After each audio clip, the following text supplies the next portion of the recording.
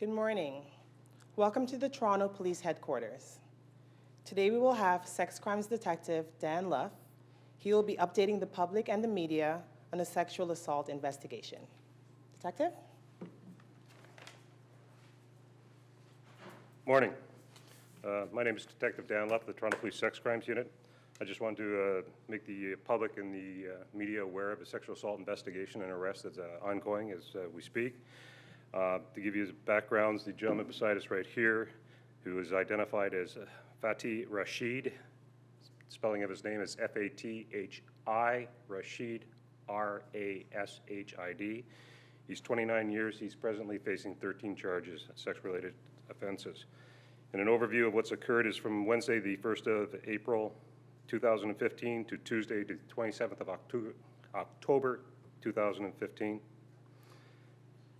Girls between the ages of 13 and 16 years were approached by the male in the area of Rathburn and Renforth. The male would approach the girls asking for directions. He would continue the conversation, and during the conversation he would change the conversation to do with sexual overtones, and on several of the occasions he sexually assaulted the young girls. It is further alleged that this gentleman also, and I use that term very loosely, used social media to identify and locate a victim that was 15 years of age. They had a one-year online relationship. As a result of the relationship, the young lady forwarded him some photos, and those photos were used against her to meet up with Mr. Rashid. When they finally met, Mr. Rashid sexually assaulted that victim.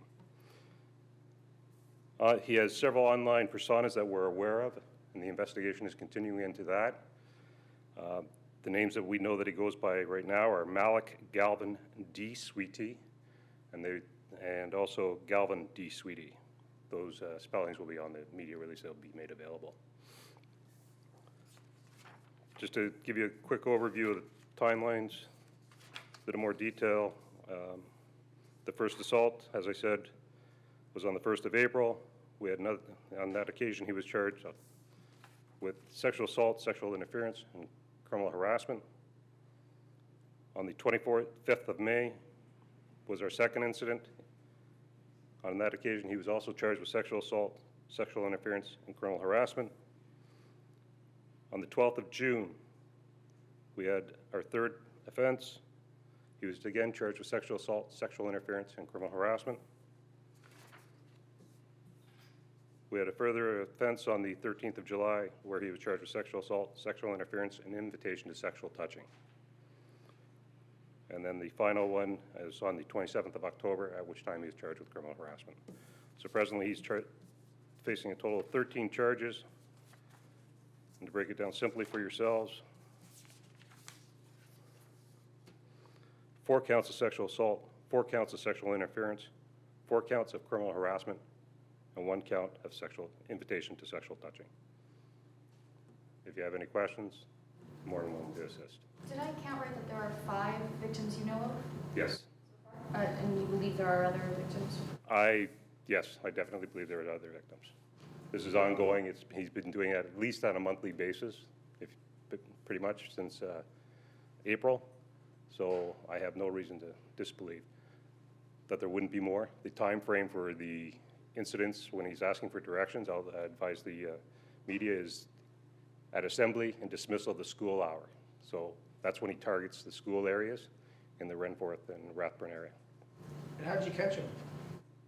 Ongoing investigation led us to who he was, and from that, I'll hold on to that till the courts.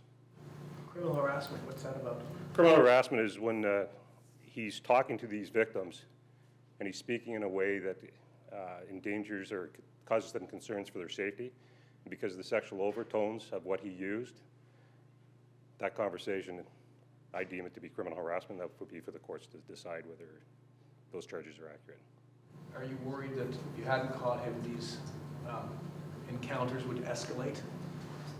Because of the incident in July, I believe the counters are escalating.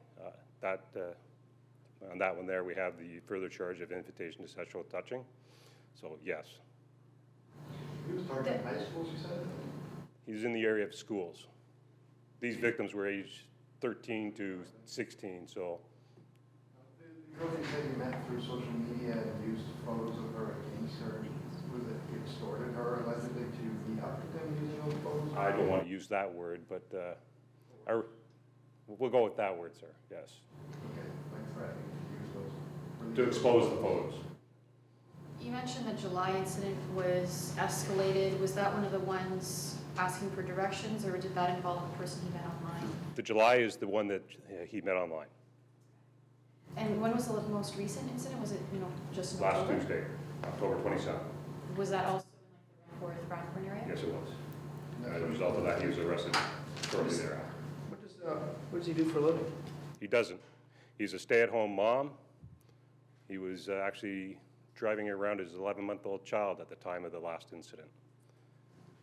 His wife is, without getting too deep into the family, the wife is on maternity, and she's actually going to school at the present time, so he's the caregiver for the children. He has 2 children. Sorry, how many children? 2. And how old are they? 4 years, and one is 11 months. So could you describe the last incident when he was caught with his 11-year-old or 11-month-old child? Like that was the one where he was. That was on October 27th. He was in that area again. He spoke with my victim, I believe she was 14, that one. And the conversation with her was of a sexual nature, thus the charges, as I said, criminal harassment, because it didn't push the envelope for further criminal charges. And the child was in the car when he met with this young lady. This is beyond cat calls then, right? Oh, yes. This is well beyond catcalling. Explain a little bit more about it. What picture? He would talk about their physical appearances. He would talk about their sexual experiences and whether, whether they've done certain things. Like, I don't want to get into too much of the detail in regards to that, but he would change it from a simple conversation of directions to a certain location to totally sexual overtones of a nature that concern the young girls for their safety. And then what would happen? Depends on the girls. Like I said, the sexual assault is a charge on some of them, which means there is obviously some contact, and I'm not going to get into the different details of the physical contact of the assaults. Some of them, the young ladies were able to make good their escapes without any further assaults or trauma. Did the sexual assaults happen just outside of the schools where he would approach the girls, or did they go somewhere else? Those ones that I'm talking about where he stopped and asked for directions, they happened wherever he stopped and asked them for directions. Report the incident fairly quickly. Yes. I see the picture from the police photo album. Did he have any priors? Is he known police prior to this, or is He this... has no previous criminal convictions. He is known to us, but he has no convictions.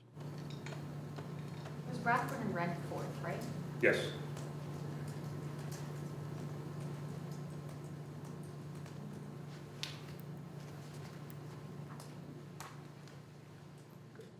What's been done with schools in the area to warn people about this up till the point where he was arrested? That I can't answer completely in that this matter was taken over by our office just recently. The matter was being investigated by the 22 Division Youth Office. I know that though they were in contact with the schools and brought it to the attention of the schools, and to what point the schools disseminated the information to parents, I can't answer. Can you spell your last name for us? Luff, Luff. And the vehicle he was driving, I missed that. I forgot. He's actually had an opportunity to drive 2 different vehicles. One was his car, and one was his wife's. One was a 2010 Hyundai Sonata, white in color. The other one was a blue 2014 Mazda CX5. This concludes our news conference for today. Thank you. Thank you. Thank you very much.